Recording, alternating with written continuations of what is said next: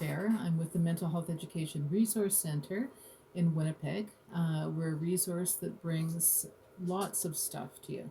We have an online library.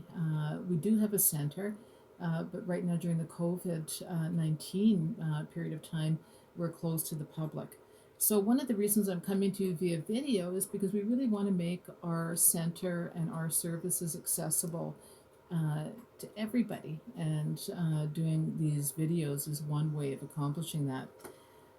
So, once a week or so, what I'm doing is I'm profiling a book that we carry in our library, something that will promote better mental health or will promote some kind of well being, which is particularly relevant during this time of COVID.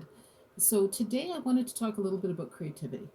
And creativity, we can talk, it could mean anything. It could be about cooking, it could be about gardening, it can be about knitting, sewing, it could be about building, it could be about welding. Pretty much the field is open when we talk about creativity.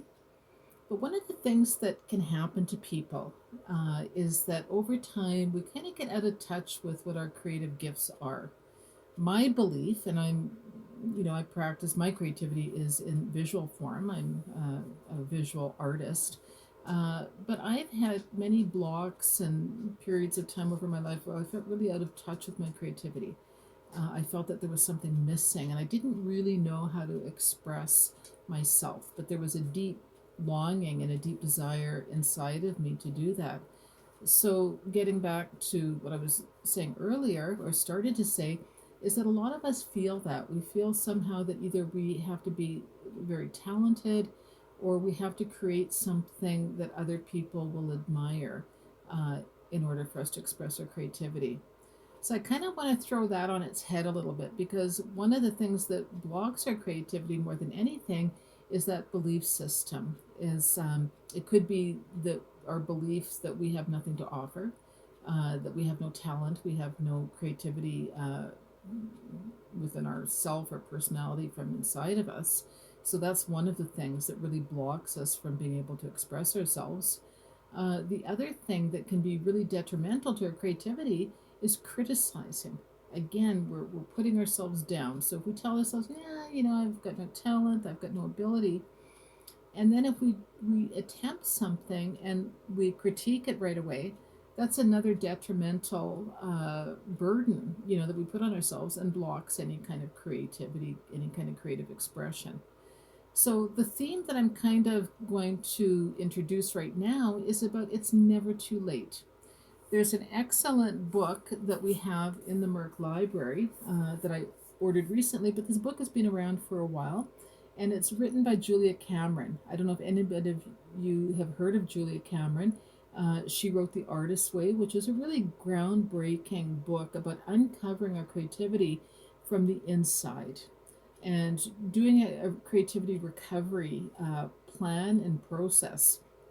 She introduced this idea, which is probably not new, about writing pages, doing the morning pages. So every day we get up and we write and write and write, kind of stream of consciousness. And in doing so, that we're actually releasing some of the things that block ourselves from being able to be creative in whatever medium or form that might be. So she kind of did it as a recovery plan for people that were blocked creatives, is what she called it. The other thing that she promoted was self care that would just let us be a little bit lighter, a little bit freer to allow that creative spark to kind of emerge. So we would do our morning pages, and then maybe we would take ourselves on an artist date. So one of the things, people can come up with whatever they want for an artist date, but it might be going for a walk, or it might be, uh, you know, going out with a friend, or it might be something special. Maybe doing something that you did when you were a kid, that was really fun. That could be something, around an artist date. So her plan with what she's done is to really reduce and to neutralize that internal critic.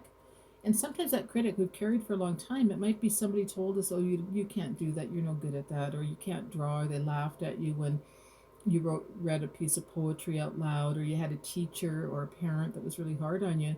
we can actually explore that, release some of that, and then be reunited with our true self, which is also our creative self. So, the second book that she wrote, or one of the other books she wrote, is It's Never Too Late to Begin Again.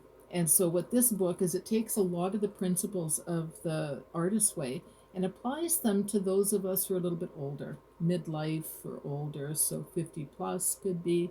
But I think what she says here can be applied to just about anybody also.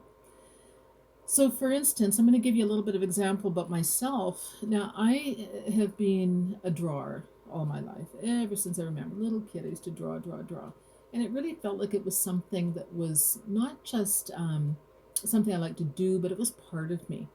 During periods of my life where I felt blocked and I couldn't do that, or I didn't think I was good enough, or I used to hide the work that I did, I really had a low self worth around my creativity, around my expression.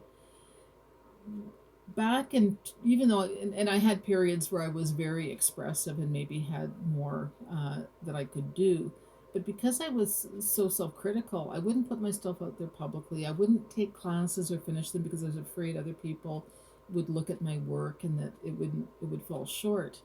But finally, in 2009, I had a revelation and I decided, you know what? I'm going to go back to school. Now, I'm not suggesting this is the path that everybody's going to take. Most people are not going to take that. But I went back to school at 50 and I got my degree and I received a Bachelor of Fine Art. Again, I'm not suggesting that's for everybody, but for me, it was part of my recovery process. It helped to increase my confidence, increase my self esteem. But the most important thing that it did was to challenge my censor, that censor that said I was never good enough, and that was reflected in my art. So it really, over time, has improved my mental health, has given me more confidence. So again, not everybody's going to go that route. Some of you might. Some of you might be holding back on this talent or this drive that you've had for a long time, and you might want to get back into that. So I'm going to suggest Julia Cameron. You can find videos, you can find talks. If you go onto YouTube and you look for Julia Cameron, or just go onto Google and Google her name, The Artist's Way, or It's Never Too Late to Begin Again, and get some tips and some advice. And if nothing else, it can free you up to just be more of who you are, to show that person that you are underneath all of the expectations of our society, the criticisms, to reduce and neutralize that censor that says you can't be, or you're not good enough, or you shouldn't do this, or you'll never make anything of yourself. And by starting to express your creativity, the very least is to be able to neutralize and to challenge, that part of the belief system and part of the brain that keeps you locked into kind of almost a bit of a prison, really. So, from me and from all of us here connected to the Mental Health Education Resource Center, I wish you happy creativity. Stay tuned because I'm going to be doing some online classes to help people to release some of that creative spark. So stay tuned and happy creative making. Thanks.